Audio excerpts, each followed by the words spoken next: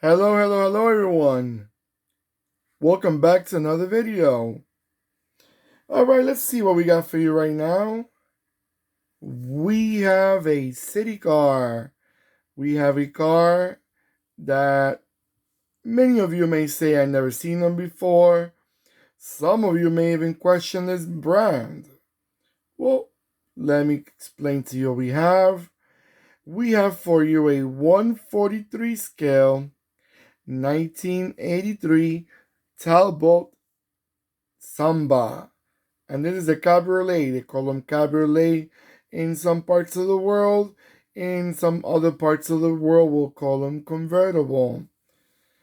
This car, it's a city car, like we said before. It's a small car by Talbot, which unfortunately Talbot is no longer in business. Quite a long time already. They left in I think mid 80s or late 80s. So it's been out for quite a while. Now this model right here, they made them as a regular three-door hatchback, or the two-door that we see right now, which is the cabriolet. Like I said, they call them convertible in other parts of the world. This car reminds me, if we want to say a city car that came out as a convertible, I'm going to talk about more about in North America. We remember the Geo Metro, which for other parts of the world, the Geo was a brand that GM came out with in the mid 90s, if I'm not mistaken, or early 90s, no, actually the 80s, late 80s.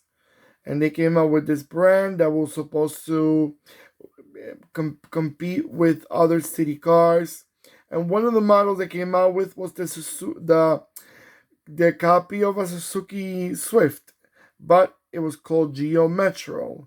Now the Geo Metro, they came out with a convertible, and this one really reminds me a lot of that. A city car that could be also convertible.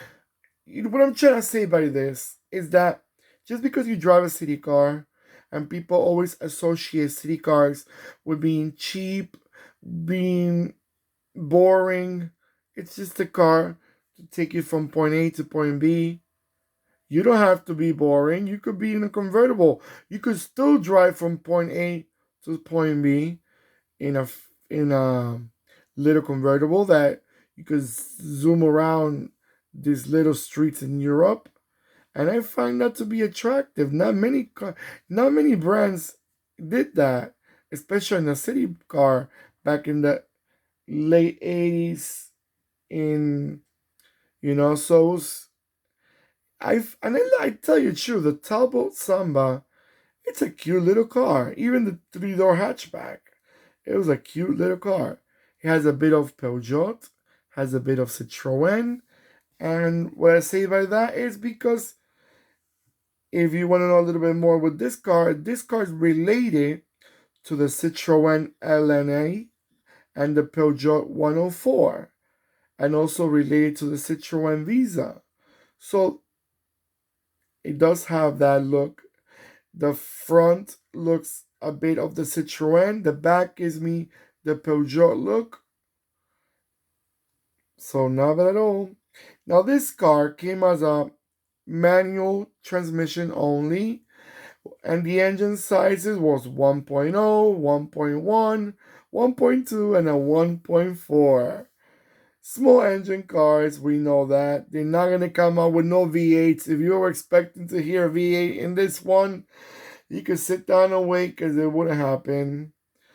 Maybe the car, if you put a strong engine in this car, by the time you take off, probably the back wheels are already left in the era where you started off at. The car cannot hold on to those type of powers. But again, not everything has to be speedy and fast and muscle. No, you can have a little city car that you could sip around and enjoy the little sunny weather that you rather see than look at pieces of metal covering your head. All right, guys, I'm gonna let it go around a few times and I'll be right back.